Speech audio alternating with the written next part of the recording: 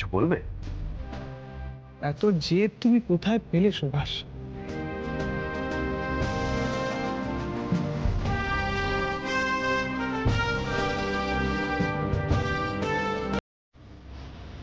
কাজী নজরুল ইসলামের পত্রিকা ধূমকেতু, এই বইটা পড়ে দেখো। মনের মধ্যে আজব শক্তি পাবে হেমন্ত। এই পত্রিকায় আমার চোখ খুলে দিয়েছে। ওনার মতো একজন যুবক কবি শুধুমাত্র ওনার লেখার মাধ্যমে যদি বিদ্রোহের এইরকম ঝড় তুলতে পারে, তাহলে আমাদের কর্তব্য সেই ঝড় আরো বাড়িয়ে তোলা।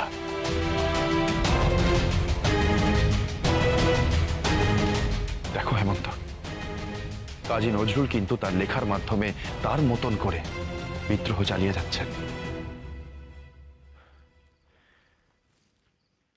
এই বইটা পড়ে প্রচুর রসদ পেলাম জানো। তুমিও পড়ে দেখো, দেখবে মনে একটা অদ্ভুত বল পাবে, একটা অন্যরকম ভরসা পাবে। এই মানুষটির সাথে একবার সাক্ষাৎ হলে বড় ভালো হয় হেমন্ত। চোখের সামনে নতুন দিশা পেতাম।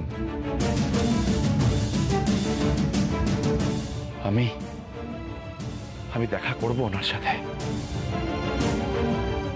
আমি কাজী নজরুল ইসলামের সাথে দেখা করব।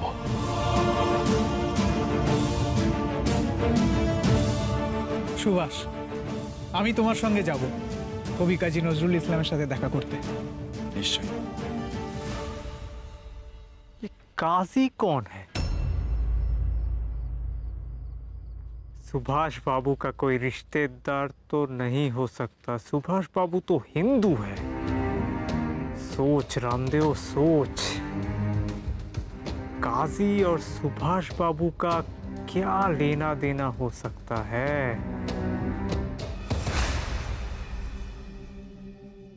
বিদ্রোহী কবি কাজী নজরুল ইসলাম। জানো হেমন্ত, ওর লেখা পড়লে মনে হবে ওর এক একটা শব্দ ধারালো ছুরির থেকেও বেশি ধারালো।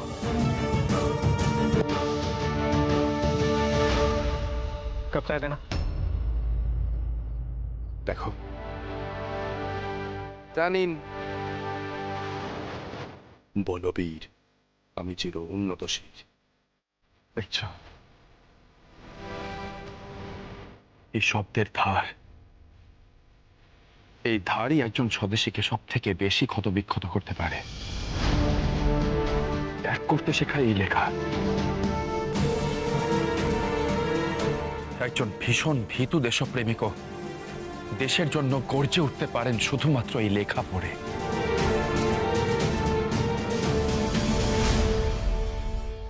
আমি চিরদুর্দম, দুর্বিনীত, নৃশংস। মহাপ্রলয়ের আমি নটরাজ, আমি সাইক্লোন, আমি ধ্বংস। আমি মহাভয়, আমি অভিশাপ পৃথিবীর। আমি দুর্বার, আমি ভেঙে করি সব চুরমার। আমি অনিয়ম উচ্ছৃঙ্খল, আমি দলে যাই যত বন্ধন, যত নিয়ম কানুন শৃঙ্খল। আমি মানি না কোনো আইন, আমি ভরা তরি করি ভরা ডুবি। আমি টর্পেডো, আমি ভীম ভাসমান মাইন। আমি ধূর্ছটি, আমি এলোকেশে ঝড় অকাল বৈশাখীর। আমি বিদ্রোহী সুত বিশ্ববিধাত্রীর। বলবীর, চির উন্নত মম শির। আমি ঝঞ্ঝা, আমি ঘূর্ণি, আমি পদসম্মুখে যাহা পাই যাই চূর্ণি। আমি নৃত্য পাগল ছন্দ, আমি আপনার তালে নেচে যাই। আমি মুক্ত জীবনানন্দ, আমি হাম্মির, আমি ছায়ানট, আমি হিন্দোল। আমি চলচঞ্চল ঠুমকি ছমকি, পথে যেতে যেতে চকিতে চমকি, ভিং দিয়া দি তিনদোল। আমি চপলা চপল হিন্দোল, আমি তাই করি ভাই যখন চাহে এ মন যা। করি শত্রুর সাথে গলাগলি, ধরি মৃত্যুর সাথে পাঞ্জা। আমি উন্মাদ, আমি ঝঞ্ঝা, আমি মহামারী, আমি ভীতিয়ে ধরিত্রীর।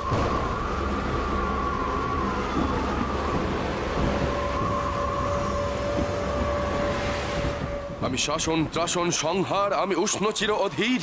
বলবীর, আমি চির উন্নত শীর। মহাবিদ্রোহী রণক্লান্ত, আমি সেই দিন হব শান্ত। যবে উৎপীড়িতের ক্রন্দন রোল আকাশে বাতাসে ধ্বনিবে না। অত্যাচারীর খড়গ কৃপার ভীম রণভূমে রণিবে না। মহাবিদ্রোহী রণক্লান্ত, আমি সেই দিন হব শান্ত। আমি বিদ্রোহী ভৃগু, ভগবান মুখে এঁকে দিই পদচিহ্ন। আমি স্রষ্টা সুদন শোভদা ফানা খেয়ালি বিধির বক্ষ করিব ভিন্ন। আমি বিদ্রোহী ভৃগু ভগবান বুকে এঁকে দেব পদচিহ্ন। আমি খেয়ালি বিধির বক্ষ করিব ভিন্ন। আমি চির বিদ্রোহী বীর। আমি বিশ্ব ছাড়ায় উঠিয়াছি একা চির উন্নত শীত।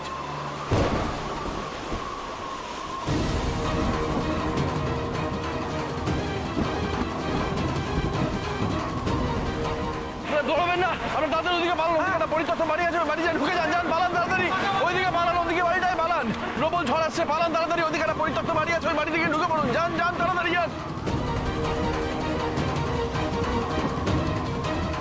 এই দোকানটা এক্ষুনি ভেঙে পড়বে, আপনারা বেরোন এখান থেকে, পালান তাড়াতাড়ি, ওদিকে একটা পরিত্যক্ত বাড়ি আছে, তাড়াতাড়ি চলে যান, আপনি বেরিয়ে আসুন। না না না না, আমি দোকান ছেড়ে যাবো না, না না না, দোকান না, তাড়াতাড়ি বেরিয়ে আসুন, ভেঙে পড়বে দোকানটা এক্ষুনি, আসুন আসুন তাড়াতাড়ি।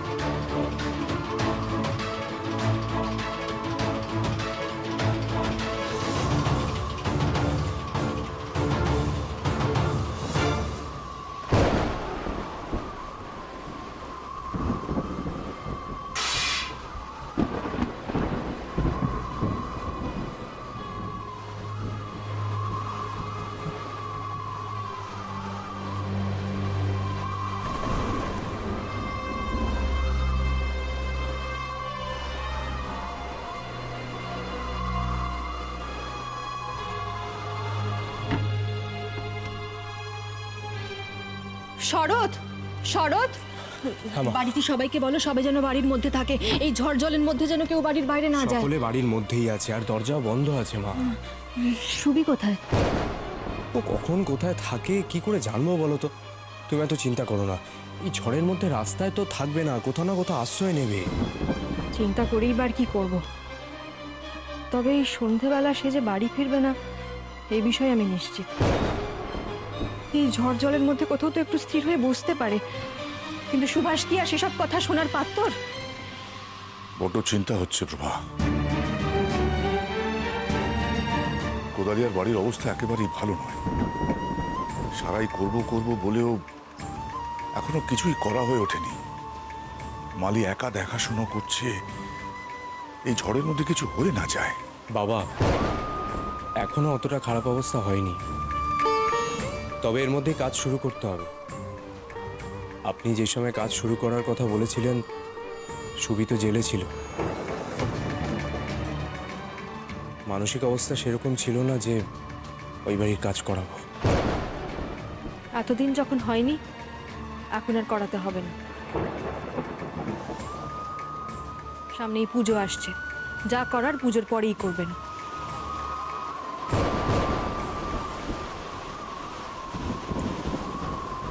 মেজ বৌমা, যাও গিয়ে একটা শাঁখ নিয়ে এসো, যাও।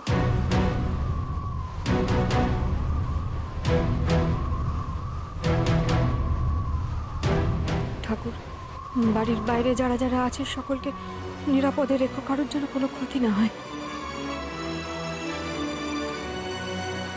আমার সুভাষকেও নিরাপদে রেখো।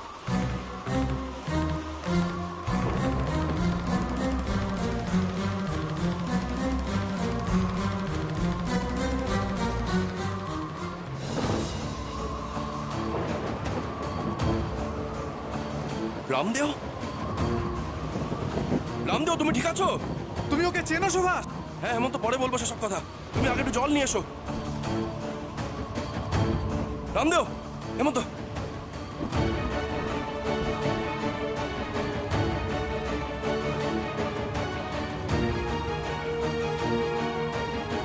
চলো।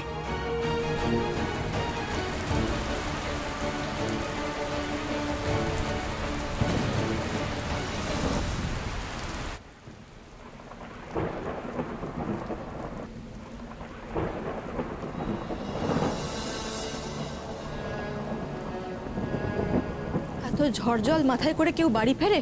কোথাও তো অপেক্ষা করে গেলে পারতে। বৃষ্টির জল মাথায় বসবে এত রাতে। ইস, কত মানুষ তো এইভাবেই রাত কাটায় মা। আমার তো তাও ভিজে পড়ে ফেরার একটা জায়গা আছে, মাথার ওপর নিশ্চিন্ত ছাদ আছে। কিন্তু আজও আমার দেশে এমন অনেক মানুষ রয়েছে যাদের মাথার ওপর ছাদটুকুও নেই। মায়ের আঁচল আছে, কিন্তু আজও আমার দেশে কত মা অসহায়। কোনো ছাদের তলায় সে তোমার মতো আঁচল দিয়ে তার ছেলের মাথা মুছিয়ে দিতে পারে না।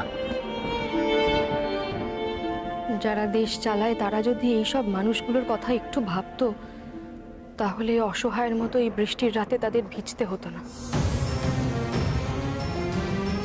আমাদের তো সব আছে, তবুও তোমাকে নিয়ে এতক্ষণ কত দুশ্চিন্তা হচ্ছিল জানো? মা, এরপর থেকে কেবলমাত্র আমার জন্য চিন্তা না করে দেশের সব সন্তানের জন্য চিন্তা করো। দেখবে ভয়টা অনেকটা কেটে যাবে। ভাববো সুভাষ, সত্যি স্বার্থপরের মতো শুধু নিজের সন্তানের কথাই চিন্তা করলাম।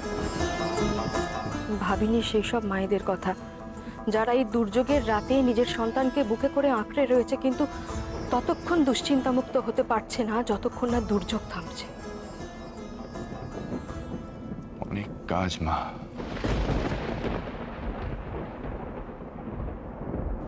অনেক কাজ করতে হবে।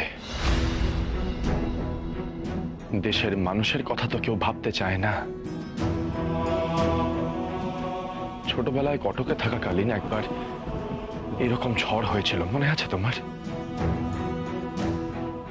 মানুষ সেদিনও অসহায় ছিল, আজও মানুষ অসহায়। ভাবলে খুব কষ্ট হয় জানো। আমার দেশে গৃহহীনের সংখ্যা এত বেশি কেন মা?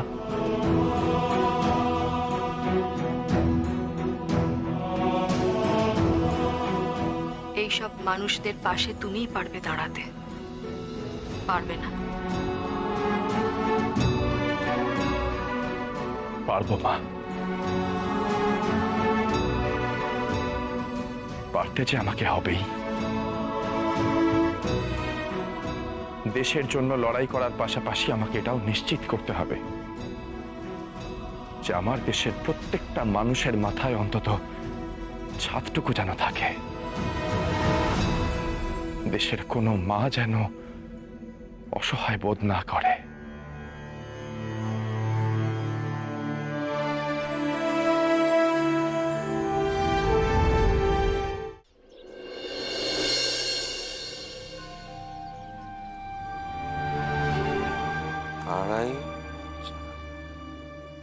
এখানে 4000 আছে সুভাষ, আর এখানে 1000। মানে 5000 টাকা। এতে কি হবে সুভাষ? স্বরাজ পার্টির প্রসার ঘটানোর জন্য আরো অনেক টাকার প্রয়োজন। এত কম টাকায় কিছু হবে না কাকাবাবু। আসলে পত্রিকার দাম কম নেওয়া হয়েছিল।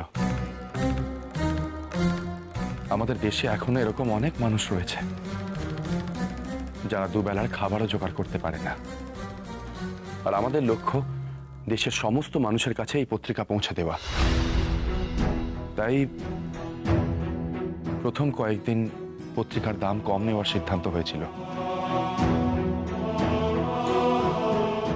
কিন্তু আমাদের যা টাকা ছিল তার কিছুই আর প্রায় নেই।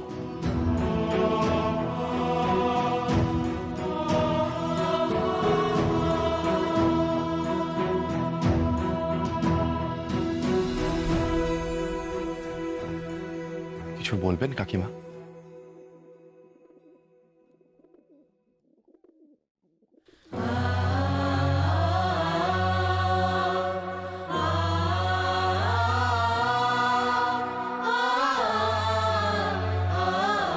এটা বিক্রি করলে 2-4 দিন দলের কাজ চলবে। কিছু মানুষের অন্নসংস্থান তো হবেই, আর যদি প্রয়োজন পড়ে দেশের অন্য কাজেও লাগাতে পারে। কাকিমা, আপনার গয়না আমি কি করে? কাকা বাবু, আমি কি করবো সুভাষ? এটা তো ওর সিদ্ধান্ত। তোমরা যখন মানুষের দৌড়ে দৌড়ে গিয়ে টাকা তোলো, তখন যার যা সামর্থ্য সে সেই অনুযায়ী সাহায্য করে। ধরে নাও না, এটুকুই আমার সামর্থ্য।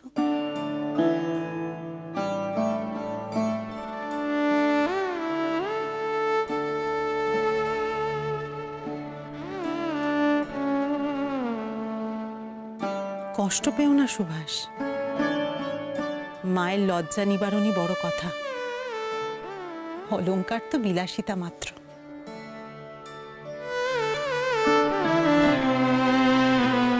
কাকিমা, দেশের জন্য আপনার এই দান আমি কোনোদিনও ভুলতে পারবো না। কিন্তু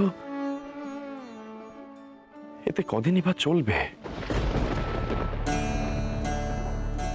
এতে কয়েকদিনের সমস্যা মিটলেও স্থায়ী সমাধান তো হবে না। দেশের সব মানুষকে এগিয়ে আসতে হবে দেশের জন্য। তুমি কি করতে চাইছো সুভাষ? কাকিমা, আপনি আমাকে আপনার হেসেলের একটা বড় পাত্র দিতে পারবেন? হ্যাঁ, তা তো দিতেই পারবো, কিন্তু বড় পাত্র দিয়ে কি করবে সুভাষ? স্বামী বিবেকানন্দর শিষ্যরা যেমন মঠ তৈরি করার জন্য মানুষের দরজায় দরজায় ভিক্ষা করেছিলেন, তেমনি আমরাও দেশের জন্য ভিক্ষা করব। আর সেই সব ভিক্ষার জিনিস আমরা আপনার হেসেলের পাত্রে রাখবো কাকিমা।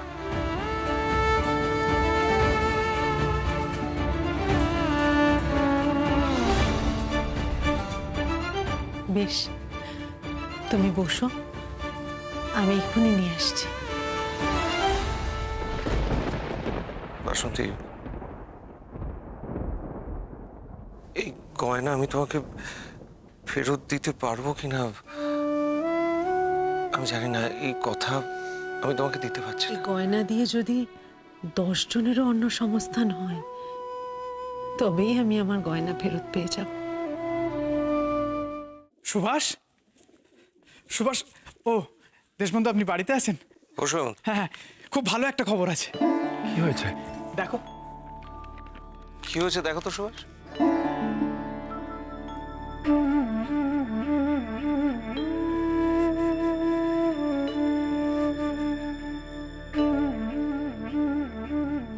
জাতীয় কংগ্রেসকে আইনসভায় অবিচ্ছিন্নভাবে সরকারের বিরোধিতা করার অনুমতি দেওয়া হয়েছে।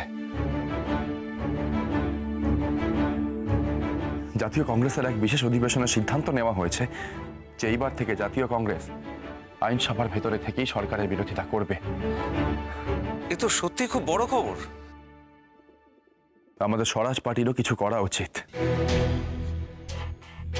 দিল্লিতে কিন্তু জাতীয় কংগ্রেস আরো বেশি শক্তিশালী হয়ে উঠছে। অতএব আমাদের স্বরাজ পার্টিকে কলকাতায় শক্তিশালী করে তুলতে হবে। তুমি কি বলতে চাইছো সুভাষ? কাকাবাবু, আমরা আমাদের পার্টি নিয়ে ইলেকশনে লড়াই করব। একবার ভেবে দেখুন, কতজন মানুষ আমাদের ডাকা হরতাল সফল করেছিল। কতজন মানুষ একজোট হয়ে আমাদের ডাকে যুবরাজের সংবর্ধনা বয়কট করেছিল। সেই সংখ্যাটা কিন্তু আমরা আন্দাজ করতে পারি। এই মানুষগুলো যে আমাদের বিশ্বাস করে আমাদের উপর ভরসা রাখে সেটা কিন্তু আমরা জানি। যদি এই সংখ্যাটাই ভোটে আমাদের পাশে দাঁড়ায়, তাহলে ভোটে আমাদের জয় নিশ্চিত।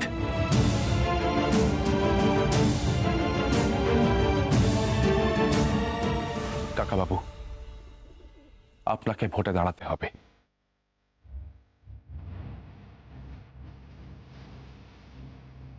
বলো কি সুভাষ? ঠিক বলেছো সুভাষ। পায়ের নিচের জমি শক্ত হলে আমরা আমাদের বক্তব্য আরো ভালো করে পেশ করতে পারবো। আমারও কিন্তু সেটাই মনে হয়। আপনি একটা রাজনৈতিক পদে থাকলে আপনি আরো সঠিক উপায়ে মানুষের পাশে দাঁড়াতে পারবেন। না করবেন না আপনি? এই যে দেখুন, সরকার থেকে আমাদের নানান কাজে যে বাধা দেওয়ার চেষ্টা করা হয়, আপনি সেটা আরো দক্ষতার সঙ্গে সামলাতে পারবেন যদি আপনি অফিস কাছারিতে যান। কাকাবাবু, কাকিমা একদম সঠিক কথা বলছেন। না করবেন না, দয়া করে।